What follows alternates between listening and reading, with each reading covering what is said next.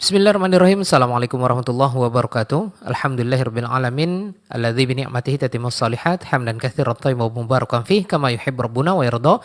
Asyhadu an la ilaha illallah wahdahu la syarikalah wa asyhadu anna Muhammadan abduhu wa rasuluh sallallahu alaihi wasallam la nabiyya ba'da wa ala alihi wa ashabihi radhiyallahu anhum wa man tabi'ahum bi ihsan ila yaumil qiyamah. Ayo ikhwah al-mustami'in wal mustami'at pendengar Radio Hidayah 103.4 FM di Kota Pekanbaru dan sekitarnya, atau yang mendengarkan melalui streaming kami www.radiohidayah.com dimanapun Anda berada. Kami sapa juga untuk pemirsa yang menonton siaran audio ini live dari studio Radio Hidayah FM bersama guru kita Abu Hamzah Al-Ustaz Usamah bin Syarif LC Hafizahullah Ta'ala dari Kota Nabi, Kota Madinah An-Nabawiyah, dalam kajian rutin sambungan internet. Beliau melanjutkan pembahasan kitab Qawaidul Arba', ya. Sebelumnya ada Al-Uthul Tsalatsa, kemudian ada hadis-hadis Arba'in An-Nawawiyah, dan mungkin kita sudah memiliki kitab ini, ya. Nah, mungkin mudah-mudahan kita bisa menyimaknya sambil melihat kitabnya, kutip kecil. Tapi sudah tersambung bersama ana beliau. Semoga Allah Subhanahu wa taala memudahkan urusan beliau di sana di Kota Nabi Madinah Nabawiyah. Di edisi hari ini, hari Rabu, kita berada kaum muslimin muslimah di tanggal 24 Rabiul Awal 1447 Hijriah, bertepatan Rabu sore tanggal 17 September 2025. Tapi sebelum kita dengarkan lanjutan pembahasan Qawaidul Arba' yang tentunya ini mudah-mudahan bisa menambah khazanah ilmu kita. Kita buka dulu kajian kita dengan sapaan hangat kepada guru kita yang sudah tersambung melalui jaringan internet. Al-Ustaz Abu Hamzah Al-Ustaz Usamah bin Syarif LC Hafizahullah Ta'ala. Assalamualaikum ya Ustazana. Waalaikumsalam warahmatullahi Masya wabarakatuh. Allah. Kaifa haluka ya Ustazana? Alhamdulillah bi khair. Kaifa Masya halukum Allah. Abu Nah, Amin? wa nahnu bi khair aidan ya Ustazana. Barakallahu fikum. Nah, wa fika barakallah ya Ustazana wa barakallahu fikum. Pemirsa dan pendengar dimanapun Anda berada, kita akan dengarkan kajian yang beliau sampaikan live dari studio Radio Hidayah FM. Kami akan mengucapkan selamat mendengarkan kepada Anda semuanya, dan langsung saja kepada Ustaz kita persilahkan. Falyatafaddal mashkura. Bismillahirrahmanirrahim. Alhamdulillah rabbil alamin. Asyhadu an la ilaha illallah wahdahu la syarika lah wa asyhadu anna Muhammadan abduhu wa rasuluh sallallahu alaihi wa ala alihi wa sahbihi sallama tasliman katsira. Allahumma 'allimna ma yanfa'una wanfa'na bima 'allamtana wa zidna 'ilman wa aslih lana ilahana sya'nana kullah wa la takilna ila anfusina tarfata 'ain. Amma ba'd, ma'asyara al-muslimin wal muslimat, para pendengar Radio Hidayah rahimanillah wa iyyakum jami'an. Pada pertemuan yang telah lalu kita telah selesai dari pembahasan muqaddimah di mana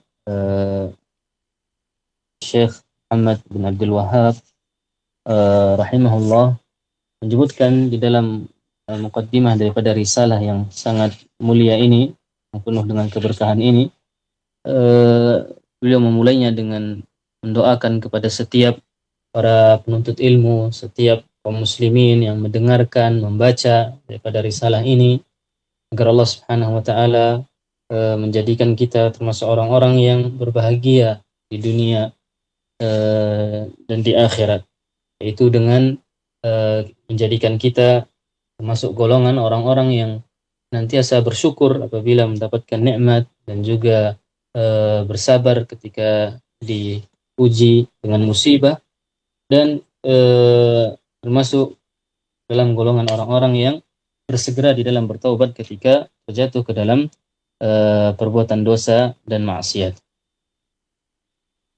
Kemudian setelah beliau menyebutkan mukaddimah tersebut, beliau kembali doakan kepada para penuntut ilmu, dan ini menunjukkan akan keikhlasan wala nuzakki 'ala Allahi ahada, dan juga cintaan beliau yang sangat besar kepada kaum muslimin, di mana setiap kali beliau sebelum menyampaikan perkataan beliau atau hendak masuk ke dalam perkara yang penting sebelum yang berkaitan dengan ilmu, beliau terlebih dahulu mendoakan kita dengan doa-doa yang sangat mulia, yang mana tujuannya tentunya yang pertama adalah agar kita diberikan taufik oleh Allah Subhanahu wa taala di dalam memahami ilmu tersebut, dan juga di sisi yang lain agar kita berusaha untuk menjadi dan mewujudkan doa tersebut di dalam kehidupan kita.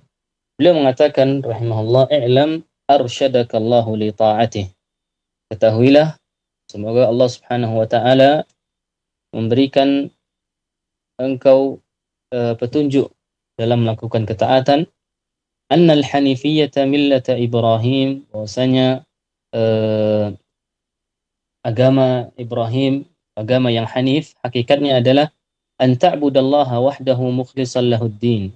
Itu engkau beribadah kepada Allah Subhanahu wa taala dengan mengikhlaskan ibadah dan tidak mempersekutukan Allah Subhanahu wa taala di dalam ibadah tersebut. An ta'budallaha wahdah. Engkau hanya beribadah kepada Allah mukhlishan lahuddin, dan mengikhlaskan di dalam ibadah tersebut.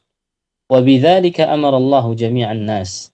Dan dengan hal tersebutlah Allah Subhanahu wa taala memerintahkan seluruh manusia. Wa khalaqahum laha, dan Allah ciptakan mereka untuk mewujudkan tujuan tersebut. Kama qala ta'ala, "Wa ma khalaqtul jinna wal insa illa liya'budun." Bagaimana Allah Subhanahu wa taala berfirman, "Tidaklah aku ciptakan jin dan manusia melainkan agar mereka beribadah padaku," kata Allah Subhanahu wa taala. Al-Mu'allif rahimahullah memulai kataan beliau setelah beliau menyebutkan muqaddimah, beliau menyebutkan hakikat daripada agama yang hanif. Beliau mengatakan, "I'lam," ketahuilah. Mana kalimat ini biasa disebutkan untuk memberikan perhatian bagi orang yang mendengarkan kalimat tersebut. Kalimat ini, ketahuilah atau i'lam, tujuannya agar kita perhatian terhadap sesuatu yang akan disampaikan setelahnya, dengan bahwasanya apa yang disampaikan merupakan perkara yang penting. Dan Allah Subhanahu wa taala dalam Al-Qur'an banyak sekali menggunakan kalimat ini ketika menyebutkan di berbagai macam ayat di dalam Al-Qur'an, di mana Allah memulainya dengan kalimat i'lam atau yang sejenisnya, atau ketahuilah. Antaranya itu ketika Allah Subhanahu wa taala ingin menyebutkan keagungan dan keutamaan daripada tauhid, Allah memulainya dengan firman-Nya, "Fa'lam," dan ketahuilah, "annahu la ilaha illallah," sungguhnya ia adalah ilah yang tidak ada berhak disembah kecuali hanya Allah Subhanahu wa taala. Dan di dalam ayat-ayat yang lainnya Allah Subhanahu wa taala juga banyak menyebutkan kalimat ini, itu i'lam atau i'lamu, yang mana tujuannya untuk menjadikan kita sebagai kaum muslimin ketika mendengarkan ayat yang setelahnya itu perhatiannya lebih besar, karena kalimat ini, ketahuilah, merupakan kalimat yang digunakan untuk memberikan perhatian yang lebih. Dan juga Nabi SAW dalam hadis-hadis yang sahih yang datang dari beliau juga sering sekali menggunakan kalimat ini. Di antaranya hadis yang kita kenal, hadis Abdullah ibn Abbas radhiyallahu taala anhuma, jika Nabi SAW memberikan nasihat kepada beliau, beliau memulainya dengan kalimat ini, wa'lam, wa'lam, dan ketahuilah, annal ummah, bahwasanya ketika apabila umat seluruhnya berkumpul hendak memberikan manfaat kepadamu, Rasulullah SAW memulainya dengan kalimat i'lam. Tujuannya apa? Agar Abdullah bin Abbas itu perhatiannya fokus terhadap apa yang akan disampaikan. Dan kita ketika mendengarkan hadis dan ketika mendengarkan ayat, apabila dimulai dengan kalimat i'lam atau i'lamu, maka kita hendaknya fokus terhadap apa yang akan disampaikan setelahnya, karena pesan yang disampaikan setelah kalimat tersebut merupakan perkara yang sangat penting. Di antaranya, i'lamu annamal hayatud dunya la'ibun wa lahun. Tahuilah bahwasanya kehidupan dunia merupakan kehidupan yang penuh dengan perkara yang semu, penuh dengan permainan dan perkara yang melalaikan. Allah Subhanahu wa taala menjelaskan di dalam ayat ini hakikat daripada dunia, dan Allah mulainya dengan kalimat i'lam, atau dalam konteks jama', konteks itu pada manusia seluruhnya, i'lam. Beliau mengatakan i'lam arsyadakallahu li ta'atih. Ketahuilah, sebelum beliau menyebutkan apa yang harus diketahui setelahnya, beliau mendoakan kita terlebih dahulu. Di antara menyisipkan doa sebelum beliau menyampaikan ilmu yang sangat penting, setelah kalimat i'lam ini, beliau menyisipkan doa di sini. Dan ini merupakan adab yang sangat mulia, dan hendaknya kita sebagai seorang muslim, dan terkhususnya pada seorang guru, bila kita merupakan seorang guru atau pengajar, sebelum kita mengajarkan kebaikan kepada murid kita, hendaknya kita memperbanyak untuk mendoakan dia. Jika kita hendak mengajar, kita memulainya dengan agar Allah Subhanahu wa taala memberikan taufik kepada mereka. Tujuannya supaya murid tersebut ketika mendengarkan doa sebelum dimulainya pelajaran, ataupun mendengarkan doa dari seorang guru sebelum menyampaikan ilmu, agar murid tersebut lebih fokus dan lebih terpikat hatinya, dan juga di sisi lain agar Allah Subhanahu wa taala memberikan taufik kepada murid tersebut di dalam memahami apa yang akan kita sampaikan. Beliau mengatakan i'lam arsyadakallahu li ta'atih. Ketahuilah, semoga Allah Subhanahu wa taala memberikan engkau petunjuk di dalam melaksanakan ketaatan. Beliau mendoakan kita dengan ar-rasyad, itu petunjuk, yang mana ini mencakup seorang ketika dia dikatakan dia merupakan termasuk orang-orang ar-rasyidin, orang-orang yang mendapatkan petunjuk, itu adalah orang-orang yang memiliki ilmu yang baik, ilmu yang benar, dan juga bersamaan dengan itu dia mengamalkan ilmu yang dia ketahui tersebut, dan dia istiqamah di dalam melaksanakan ketaatan tersebut. Dan seorang apabila dia memiliki sifat ini, diberikan taufik oleh Allah Subhanahu wa taala untuk termasuk dari kalangan orang-orang yang mendapatkan petunjuk, maka itu merupakan kemuliaan yang sangat besar, kemuliaan yang sangat agung yang dimiliki oleh seorang hamba. Dan itu merupakan karunia yang sangat mulia yang Allah Subhanahu wa taala berikan, yang Allah anugerahkan kepada seorang hamba. Rasulullah SAW ketika memerintahkan kepada kita untuk mengikuti jalannya para khulafa, Rasulullah mensifati mereka dengan al-mahdiyyin ar-rasyidin. Beliau mengatakan alaikum bisunnati wa sunnatil khulafa'ir rasyidin al-mahdiyyin min ba'di. Hendaknya kalian berpegang teguh dengan sunnahku dan sunnahnya para khulafa. Apa ciri mereka? Apa sifat mereka? Ar-rasyidin, itu orang-orang yang mendapatkan petunjuk, al-mahdiyyin, dan mendapatkan hidayah. Jika kalimat ini ar-rasyid, ar-rasyidin, apabila disebutkan secara umum, maka dia mencakup hidayah di dalamnya, hidayah kepada ilmu yang bermanfaat atau ilmu yang benar, dan juga masuk di dalamnya yaitu hidayah di dalam mengamalkan ilmu yang benar tersebut, serta diberikan taufik untuk istiqamah di atas ilmu tersebut. Jadi secara umum doa beliau di sini arsyadakallahu li ta'ati, semoga Allah memberikan engkau petunjuk di dalam melaksanakan ketaatan kepadanya, yaitu maksud beliau semoga Allah menjadikan engkau termasuk orang-orang yang ahlur rasyad, itu yang mana ciri-ciri mereka adalah orang-orang yang memiliki ilmu tentang ketaatan, itu memiliki ilmu yang benar, dan juga mengamalkan ilmu tersebut, serta diberikan keistiqomahan di dalam menjalankan ketaatan tersebut. I'lam arsyadakallahu li ta'ati. Ketahuilah, apa yang beliau sebutkan, beliau mengatakan i'lam, ketahuilah apa yang perlu diketahui. Beliau mengatakan annal hanifiyyata millatu Ibrahim, sesungguhnya al-hanif, agama yang hanif, agama yang dibawakan oleh Nabi Ibrahim alaihissalam, hakikatnya adalah an ta'budallaha wahdahu mukhlishan lahuddin. Itu engkau beribadah kepada Allah semata serta mengikhlaskan agama hanya kepada Allah, mengikhlaskan ibadah hanya untuk Allah Subhanahu wa taala. Beliau menyebutkan hakikat daripada agama yang hanif, agama yang mana Allah Subhanahu wa taala perintahkan kepada nabinya sallallahu alaihi wasallam, Nabi Muhammad sallallahu alaihi wasallam, dan kepada kita untuk mengikuti agama tersebut. Di mana kita sebagai seorang muslim dan Nabi sallallahu alaihi sebagai umat daripada Nabi sallallahu alaihi wasallam, kita diperintahkan untuk mengikuti agamanya Nabi Ibrahim alaihi salam.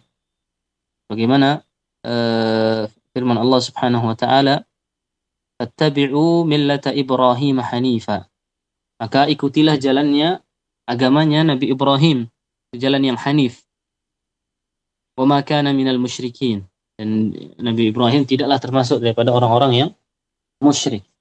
Dan Allah Subhanahu wa taala berfirman kepada nabinya Nabi Muhammad sallallahu alaihi wasallam, "Tsumma auhayna ilaika an ittabi' millata Ibrahim hanifa." Kemudian kami berikan wahyu kepadamu agar mengikuti jalannya Nabi Ibrahim, mengikuti agamanya Nabi Ibrahim, itu agama yang hanif. Wa ma kana minal musyrikin. Dan Nabi Ibrahim tidaklah termasuk daripada orang-orang yang musyrik. Ini dia perkara yang harus kita ketahui, yang disebutkan oleh muallif rahimahullah. I'lam arsyadakallahu li ta'ati anna al-hanifiyyata millatu Ibrahim. Bahwasanya hakikat daripada agama yang hanif, yang agama yang kita diperintahkan untuk mengikutinya, itu agama Nabi Ibrahim alaihissalam. Agama adalah agama yang murni, itu agama yang menyerahkan, berserah diri kepada Allah Subhanahu wa taala di dalam ibadah. Agama yang mengajarkan kepada seorang hamba agar mengikhlaskan seluruh ibadahnya hanya kepada Allah Subhanahu wa taala. Al-Hanifiyah atau kata Hanif, kalimat Hanif secara bahasa Arab ya maknanya adalah al-mail, itu condong atau berpaling dari sesuatu. Dan yang dimaksudkan di sini ada itu agama yang hanif, yang dimaksudkan di dalam kalimat al-hanifiyah atau agama yang hanif adalah agama yang berpaling dari jalan yang batil itu menuju jalan yang hak, berpaling dari perbuatan syirik menuju ketaatan dan kemurnian daripada tauhid. Seorang mengikhlaskan seluruh ibadahnya hanya kepada Allah Subhanahu wa taala serta menjauhi perkara syirik dan meninggalkan para pelaku perbuatan syirik tersebut. Beliau mengatakan annal hanifiyyata millatu Ibrahim, sungguhnya al-hanifiyah, agama yang hanif adalah agama yang mentauhidkan Allah Subhanahu wa taala di dalamnya. Itu dengan seorang beribadah hanya kepada Allah dengan menjadikan seluruh ibadahnya itu murni karena Allah Subhanahu wa taala. Salatnya, zakatnya, puasanya, silaturahminya, rasa takutnya, rasa harapnya, amalan hati, amalan anggota badan, seluruh ibadah yang dia lakukan itu murni dia tujukan dan dia berikan hanya kepada Allah Subhanahu wa ta'ala. Dan tidak cukup di situ, kan, tapi bersamaan dengan itu dia juga menjauhi perbuatan syirik. Jadi dia tidak hanya beribadah hanya kepada Allah Subhanahu wa ta'ala semata saja, akan tapi dia sempurnakan itu dengan meninggalkan seluruh perkara syirik, perbuatan-perbuatan syirik, yang mana semua itu apabila terdapat di dalam diri seorang maka akan mengotori hakikat daripada agama yang hanif tersebut. Jadi hakikat daripada agama yang hanif adalah agama yang murni, agama yang jauh dari perbuatan syirik, agama yang mengajarkan kepada kita agar mengikhlaskan seluruh ibadah kita hanya kepada Allah Subhanahu wa ta'ala. Mana wabidzalik, kemudian beliau mengatakan an ta'budallaha wahdahu mukhlishan lahuddin, engkau beribadah kepada Allah Subhanahu wa ta'ala dan mengikhlaskan ibadah hanya kepadanya. Wabidzalika amarallahu jami'an nas, dan dengan itulah Allah Subhanahu wa ta'ala memerintahkan kepada seluruh manusia untuk apa? Untuk mengikuti agama yang hanif, agama yang Nabi Ibrahim alaihissalam, sebagaimana yang kita sebutkan dalam ayat yang kita bacakan tadi. Wa khalaqahum laha, dan Allah ciptakan manusia itu untuk beribadah, untuk mengikhlaskan ibadah hanya kepada Allah, untuk mentauhidkan Allah Subhanahu wa ta'ala serta menjauhi perbuatan syirik. Jadi kita sebagai manusia kita diciptakan oleh Allah Subhanahu wa ta'ala ada hikmahnya. Bukan diciptakan agar kita bersenang-senang saja. Kita diciptakan oleh Allah Subhanahu wa ta'ala, dan Allah Subhanahu wa ta'ala hamparkan kepada kita dunia ini.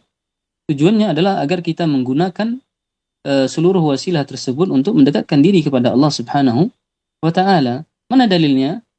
Beliau mengatakan kama qala ta'ala wa ma khalaqtul jinna wal insa illa liya'budun.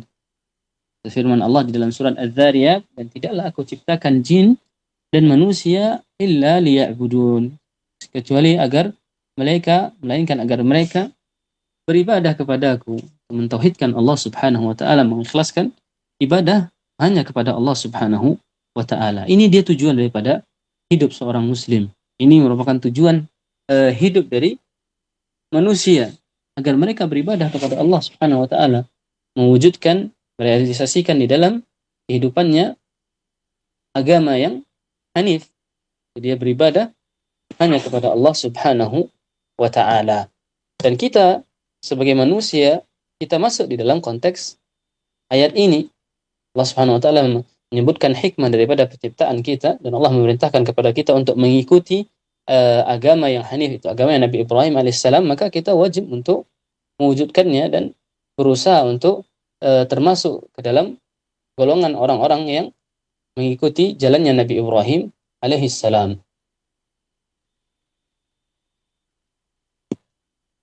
Beliau mengatakan kama qala ta'ala wa ma khalaqtul jinna wal insa illa liya'budun, tidaklah aku ciptakan jin dan manusia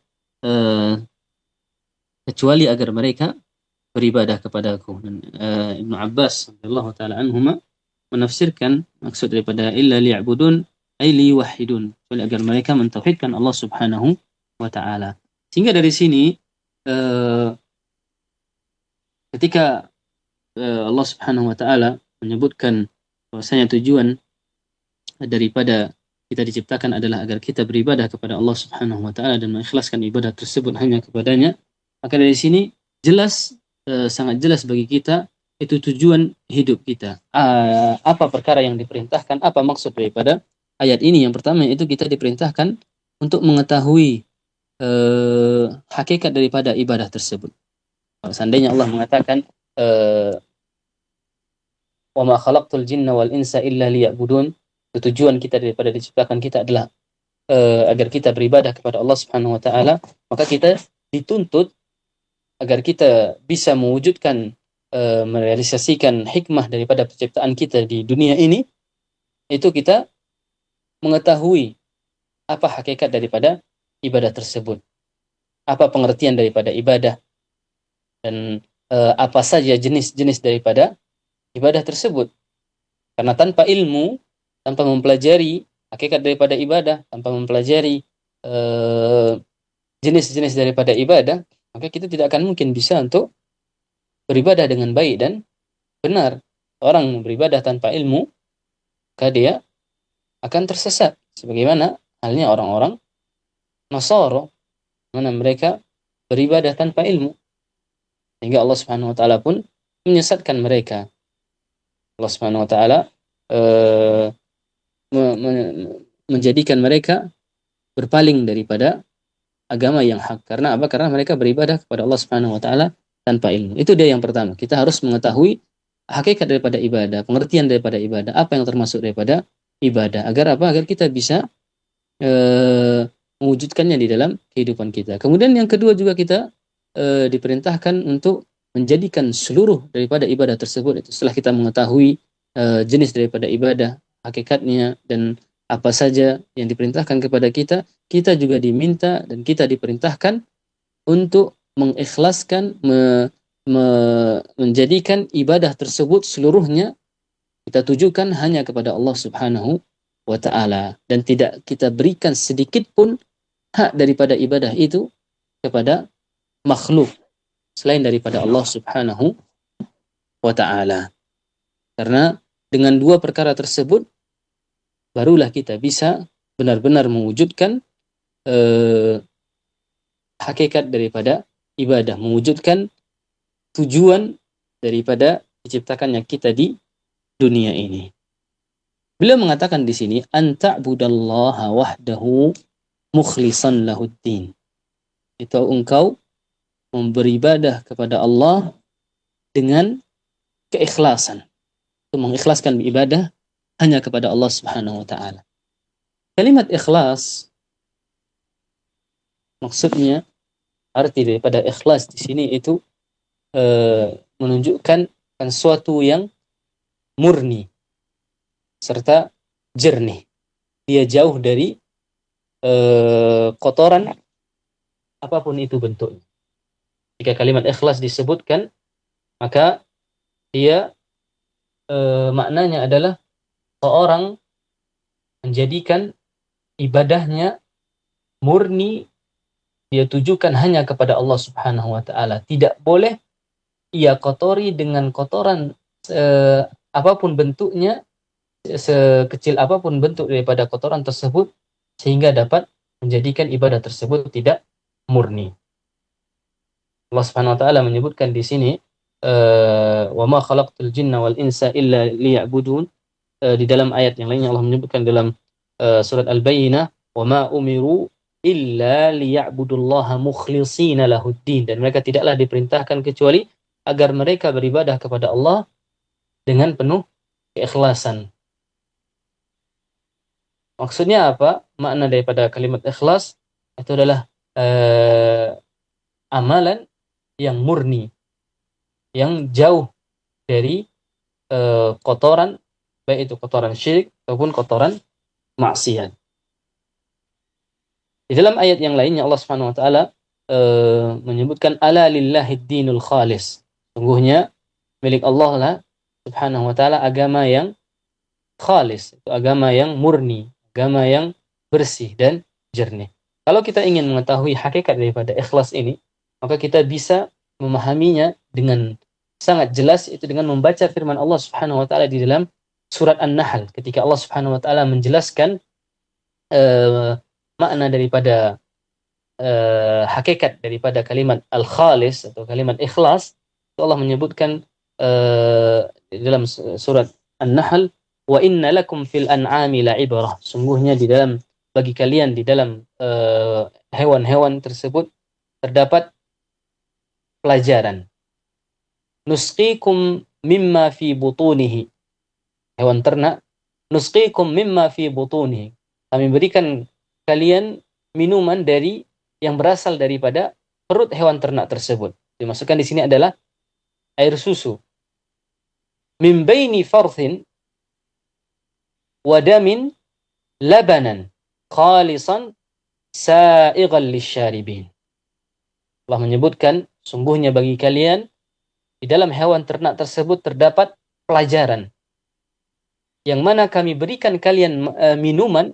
Allah menyebutkan labanan, masukkan di sini adalah air susu yang keluar dari perut hewan tersebut, yang mana jalur daripada keluarnya air susu tersebut min baini farthin wa damin. Itu dia keluar di antara jalur keluarnya kotoran dan juga darah daripada hewan ternak tersebut. Jadi susu itu dia keluar melalui di antara dua jalur yang sangat kotor, itu darah dan kotoran.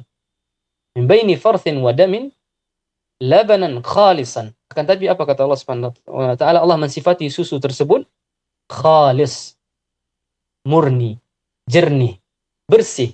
Bersih dari apa? Bersih dari kotoran dan bersih daripada darah. Padahal dia keluar di antara dua jalur tersebut. Dan Allah mengatakan sa'ighal lisyaribin. Susu tersebut, walaupun setiap kita mengetahui bahwasanya dia keluar dari perut hewan, keluar dari perut kambing, keluar daripada perut onta, ataupun keluar daripada perut sapi, kita tahu bahwasanya dia keluar dari dua jalur, di antara dua jalur yang sangat kotor dari darah dan dari kotoran. Akan tapi kita tahu bahwasanya susu tersebut sangat murni dan memiliki manfaat yang sangat banyak, dan bahkan kita bisa menikmatinya, merasakan kelezatan daripada susu tersebut. Allah mengatakan sa'ighal lisyaribin.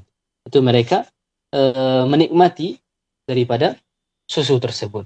Padahal dia keluar dari dua jalur yang berbeda. Allah mensifati di dalam ayat ini sifat daripada susu tersebut yaitu khalis. Susunya jernih, bersih. Bersih dari apa? Bersih dari kotoran dan bersih daripada darah. Dan itulah hakikat daripada kalimat al-ikhlas, di mana dia merupakan kalimat yang memiliki makna jernih serta murni. Ketika suatu ibadah dikatakan dia harus ikhlas, maka ibadah tersebut harus murni dan dia ditujukan hanya kepada Allah Subhanahu wa taala. Dan tidak boleh terkotori sedikit pun dengan kotoran dosa, maksiat ataupun perbuatan syirik. Baik itu syirik yang kecil ataupun syirik yang besar. Karena apa?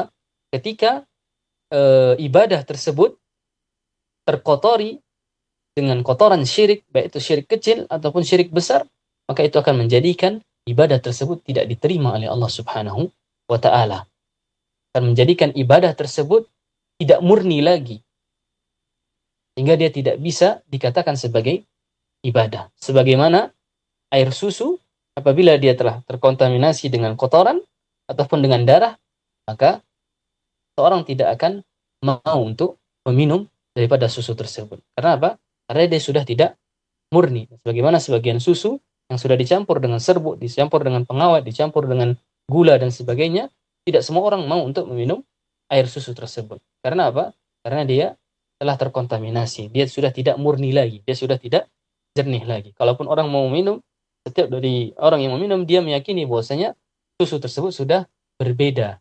Dan dia sudah tidak bisa dikatakan sebagai susu yang murni lagi. Oleh karenanya, kalimat al-ikhlas ini merupakan kalimat yang memiliki makna jernih serta bersih. Ketika kita diperintahkan untuk beribadah dengan penuh keikhlasan, itu artinya kita harus menjadikan ibadah tersebut murni, menunjukkan ibadah tersebut murni hanya kepada Allah Subhanahu wa taala, mengerjakannya hanya mengharapkan wajah Allah Subhanahu wa taala, dan tidak boleh ada sedikit pun terkontaminasi di dalamnya dengan menginginkan atau mengharapkan balasan dari makhluk. Oleh karenanya ibadah apabila dia telah terkontaminasi dengan perbuatan atau kotoran atau perbuatan syirik, maka dia tidak akan bisa diterima oleh Allah Subhanahu wa taala. Dan Allah Subhanahu wa taala hanya menerima ibadah yang datang dari seorang hamba adalah ibadah yang ikhlas, dikerjakan dengan ikhlas, yaitu jauh dari perbuatan syirik. Adapun apabila dia terkotori dengan perbuatan syirik, maka Allah akan menolak ibadah tersebut dan akan meninggalkan perbuatan syirik serta pelakunya. Sebagaimana yang disebutkan dalam hadis qudsi, ana aghna syuraka anis syirki. Aku tidak butuh kepada perbuatan syirik. Aku maha kaya, tidak butuh kepada perbuatan syirik, tidak butuh kepada sekutu. Man amila amalan asyraka fihi ma'iya ghairi taraktuhu wa syirkah. Barang siapa yang melaksanakan atau melakukan suatu ibadah yang mana dia suatu amalan tidak bisa dikatakan ibadah ya, karena dia telah terkotori dengan perbuatan syirik. Man amila amalan, barang siapa yang melakukan sebuah amalan asyraka fihi ma'i ghairi, yang mana dia mempersekutukanku di dalam ibadah tersebut. Dia beribadah karena Allah, tapi dia di waktu yang bersamaan juga dia tujukan ibadah tersebut kepada seorang wali, atau dia ingin mengharapkan pujian dari manusia. Allah mengatakan taraktuhu wa syirkah, maka aku akan tinggalkan dia dan aku tinggalkan sekutunya tersebut. Artinya apa? Allah Subhanahu wa taala tidaklah menerima dari amalan kecuali adalah amalan yang murni, amalan yang bersih, jernih, jauh dari kotoran ataupun perbuatan syirik. Kemudian beliau rahimahullah mengatakan, فَإِذَا عَرَفْتَ أَنَّ اللَّهَ خَلَقَكَ لِعِبَادَتِهِ فَاعْلَمْ أَنَّ الْعِبَادَةَ لَا تُسَمَّى عِبَادَةً إِلَّا مَعَ التَّوْحِيدِ كَمَا أَنَّ الصَّلَاةَ لَا تُسَمَّى صَلَاةً إِلَّا مَعَ الطَّهَارَةِ. Apabila engkau telah mengetahui bahwasanya tujuan engkau diciptakan adalah agar beribadah kepada Allah Subhanahu wa taala, maka ketahuilah, beliau mengulangi lagi, ketahuilah bahwasanya ibadah tidak akan bisa dinamakan sebagai ibadah, dia tidak bisa disebutkan sebagai ibadah yang sesungguhnya kecuali apabila diiringi dengan tauhid. Apa maksud daripada tauhid? Itu diiringi dengan keikhlasan. Kama anna as-salata la tusamma salatan illa ma'at taharah. Sebagaimana salat itu tidak bisa disebutkan sebagai salat, tidak akan diterima kecuali apabila dia diiringi dengan taharah, bersuci terlebih dahulu. Di sini beliau menyebutkan landasan yang sangat mulia, yang sangat penting, yang harus diketahui oleh setiap muslim. Bahwasanya setiap ibadah itu tidak akan diterima oleh Allah Subhanahu wa taala kecuali apabila terpenuhi padanya syarat daripada ibadah tersebut. Dan syarat terbesar daripada setiap ibadah yang pertama adalah harus ikhlas, harus diiringi dengan tauhid. Orang harus mengikhlaskan ibadah tersebut, dia menunjukkan ibadah tersebut hanya kepada Allah Subhanahu wa taala. Tidak boleh dia tujukan sedikit pun di dalam ibadah tersebut kepada makhluk. Apabila suatu ibadah di dalamnya seorang mempersekutukan Allah Subhanahu wa taala, maka ibadah tersebut tidak bisa, amalan tersebut tidak bisa dikatakan sebagai ibadah yang sesungguhnya. Sebagaimana beliau menyebutkan, sebagaimana seorang yang sholat tanpa bersuci, maka dia tidak bisa dikatakan telah melaksanakan sholatnya, karena syarat sah daripada sholat adalah bersuci terlebih dahulu.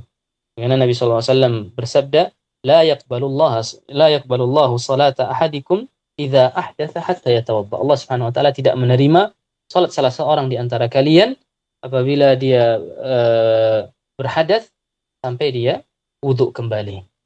Itu juga dengan ibadah.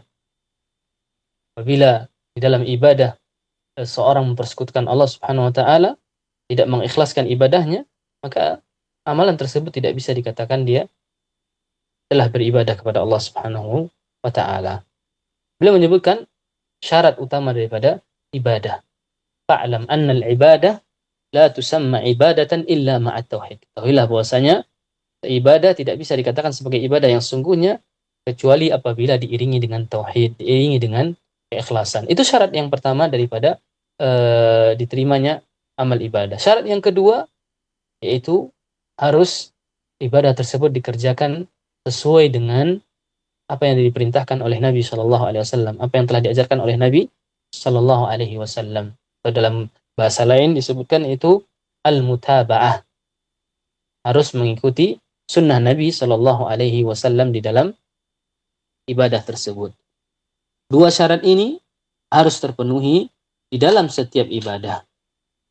Seorang tidak bisa dikatakan telah beribadah kepada Allah Subhanahu wa taala apabila di dalam ibadah tersebut telah terkontaminasi, apabila di dalam ibadah tersebut tidak terpenuhi dua syarat ini. Dan keduanya harus senantiasa diiringi pada setiap ibadah seseorang. Tidak bisa salah satu dari keduanya saja. Tidak bisa seorang sholat yang penting ikhlas. Dia mau sholat di waktu duha 3 rakaat. Dan ketika ditanya kenapa kamu sholat ini, ya yang penting saya mau beribadah kepada Allah, saya harus ikhlas. Tidak bisa. Kita bisa katakan dia sudah beribadah, tapi dia telah melakukan perbuatan yang baru di dalam agama.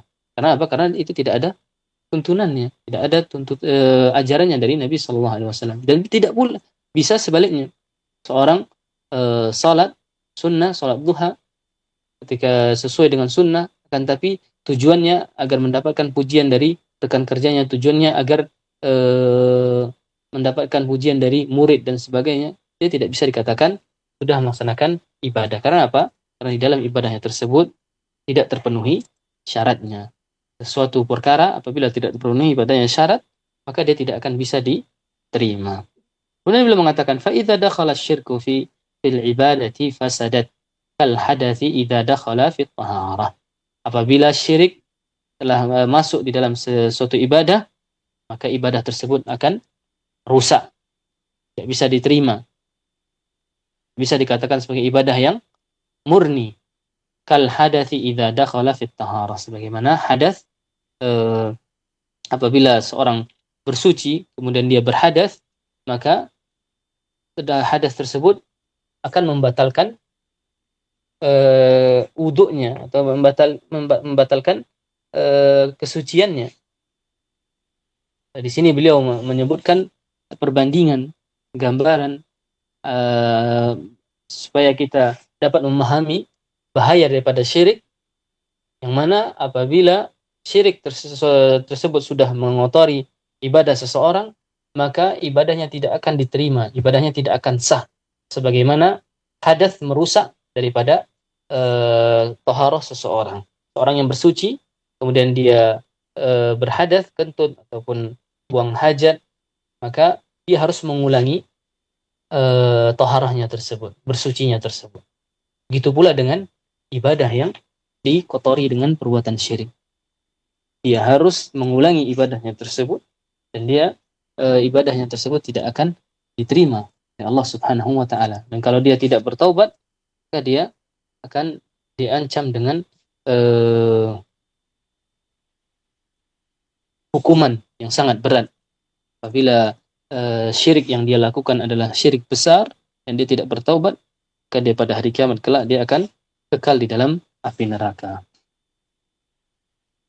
Kemudian beliau mengatakan, فَإِذَا عَرَفْتَ أَنَّ الشِّرْكَ إِذَا خَالَطَ الْإِبَادَةَ أَفْسَدَهَا وَأَحْبَطَ الْعَمَلَ وَصَارَ صَاحِبُهُ مِنَ الْخَالِدِينَ فِي النَّارِ عَرَفْتَ أَنَّ أَهَمَّ مَا عَلَيْكَ مَعْرِفَةُ ذَلِكَ.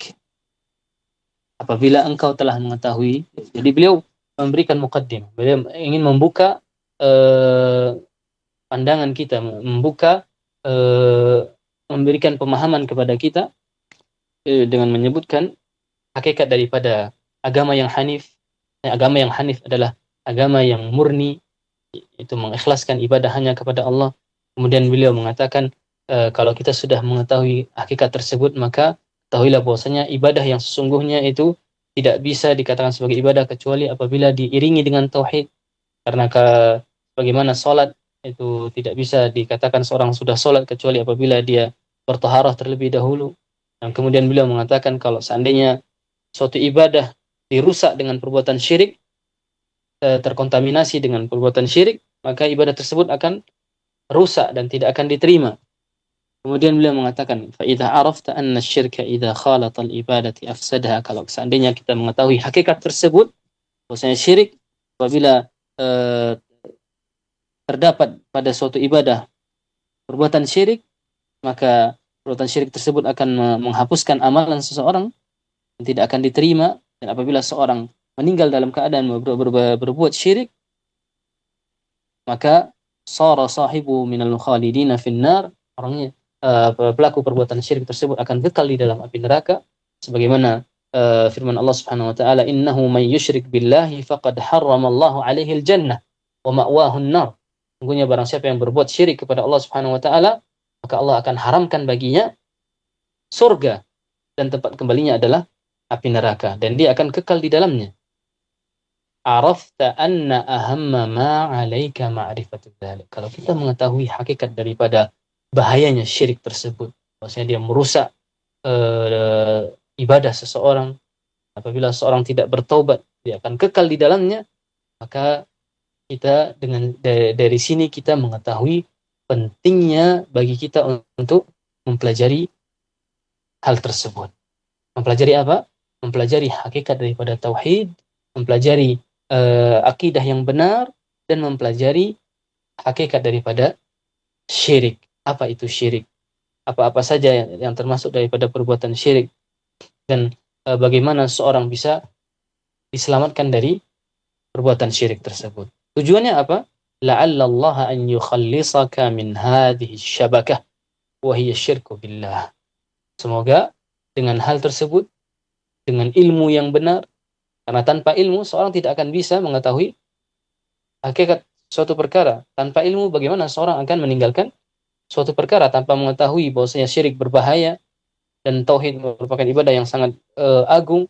Bagaimana seorang akan menjadi seorang muwahhid, orang yang mewujudkan tauhid, merealisasikan tauhid, tanpa mengetahui hakikat bahayanya daripada perbuatan syirik, seorang tidak akan bisa menjauhi perbuatan tersebut. Sebagaimana disebutkan, kaifa yattaqi man la yadri ma yattaqi. Bagaimana seorang bisa berlindung dari sesuatu apabila dia tidak tahu dari perkara apa yang dia harus berlindung darinya. Apabila mengatakan la'alla Allah an yukhallisaka min hadhihi syabaka, dengan kita mengetahui bahwasanya perkara ini penting, mempelajari tauhid, pelajari hakikat daripada syirik serta menjauhinya, apa faedah daripada tauhid, apa keutamaan daripada tauhid, dan apa bahaya daripada syirik dan hakikatnya, maka dari sini kita mengetahui pentingnya kita untuk mempelajari perkara tersebut. Tujuannya apa? Semoga Allah Subhanahu wa taala menjauhi kita dan menjauhkan kita daripada, semoga Allah Subhanahu wa taala menjauhkan kita dari perbuatan tersebut, dari jaring yang sangat berbahaya ini, yaitu perbuatan syirik pada Allah Subhanahu wa taala. Alladzi qala Allah taala fihi, yang mana Allah Subhanahu wa taala menyebutkan tentang bahaya daripada syirik tersebut, innallaha la yaghfiru ay yushraka bihi wa yaghfiru ma duna dzalika liman yasha. Sungguhnya Allah tidak akan mengampuni dosa orang-orang yang berbuat syirik. Allah tidak mengampuni orang-orang yang berbuat syirik, wa yaghfiru ma duna dzalika liman yasha. Allah tidak akan mengampuni orang-orang yang berbuat syirik yang meninggal dalam keadaan membawa dosa syirik tersebut. Wa yaghfiru ma duna dzalika liman yasha. Dan Allah mengampuni dosa selain daripada syirik tersebut bagi orang-orang yang Allah kehendaki. Bagaimana caranya? Di antaranya adalah dengan beliau mengatakan wa dzalika bi ma'rifati arba'i qawaid dzakaraha Allah taala fi kitabih. Dengan mempelajari 4 kaidah utama yang Allah sebutkan di dalam Al-Quran. Ini menunjukkan bahwasanya Al-Qawaidul Arba', 4 kaidah ini, risalah ini, dasarnya adalah daripada Al-Quran. Beliau hanya menyebutkan istidbaq, beliau hanya menyebutkan kesimpulan daripada dalil tersebut. Kan tapi sumbernya adalah Al-Quran. Dan beginilah seharusnya seorang muslim itu dia beribadah, itu sesuai dengan Al-Quran dan As-Sunnah. Dia mempelajari suatu ilmu itu harus bersumberkan dari sumber yang benar, sumber yang sah, sumber yang bisa diterima, dan sumber ilmu beragamanya seorang muslim adalah Al-Quran dan As-Sunnah sesuai dengan pemahaman para salafus saleh. Nah, setelah ini baru beliau masuk ke dalam pembahasan Qawaidul Arba'. Telah menyebutkan kaidah pendahuluan, kemudian beliau menyampaikan hakikat daripada agama yang hanif, dan beliau menyebutkan akan pentingnya ibadah, memurnikan ibadah, dan bahayanya perbuatan syirik di mana dia dapat merusak ibadah seseorang, Dan apabila seorang meninggal dalam keadaan berbuat syirik, maka dia akan kekal. Dan ini menunjukkan akan pentingnya mengetahui perkara tersebut, hakikat daripada syirik dan hakikat daripada tauhid. Kemudian beliau mengatakan, salah satu caranya adalah dengan mempelajari 4 kaidah yang Allah sebutkan di dalam Al-Quran. Yang mana dari 4 kaidah inilah disebutkan risalah ini sebagai Al-Qawaidu Al-Arba. Bi'idhnillahi ta'ala, kita akan mempelajarinya pada pertemuan yang akan datang. Semoga apa yang kita sampaikan bermanfaat. Allah Ta'ala alam. Kita cukupkan pertemuan kita pada sore hari ini sampai di sini. Subhanakallahumma bihamdik, asyhadu an la ilaha illa ant, astaghfiruka wa atubu ilaik. Sallallahu ala nabiyyina Muhammad wa ala alihi wa sahbihi ajma'in. Assalamualaikum warahmatullahi wabarakatuh.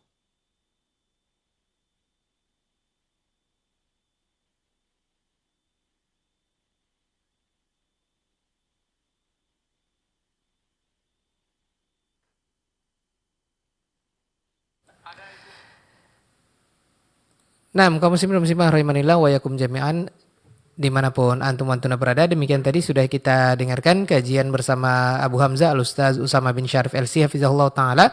Lanjutan pembahasan Qawaidul Arba' di kesempatan sore hari ini. Dan kaum muslimin dan muslimah rahimanillah wa yakum jami'an di Kota Pekanbaru, insyaallah sesaat lagi kita akan putarkan kumandang azan ya. Dan semoga di kesempatan berikutnya kita akan bisa lanjutkan untuk kajian ini. Kajian ini rutin setiap Rabu sore sekitar pukul 5 atau pukul 17 waktu Indonesia Barat, dan mungkin siang hari ba'da zuhur waktu Kota Madinah. Bersama guru kita Abu Hamzah Al-Ustaz Usama bin Syarif LC hafizahullah ta'ala. Dan kaum muslimin muslimah rahimanillah wa yakum jami'an, demikian kita lanjutkan dengan beberapa jeda menjelang dikumandangkannya azan salat fardu maghrib pada pukul 18 lewat 15 menit waktu Indonesia Barat. Tetap bersama kami di Radio Hidayah FM, saluran tilawah Al-Quran dan kajian ilmiah Islam.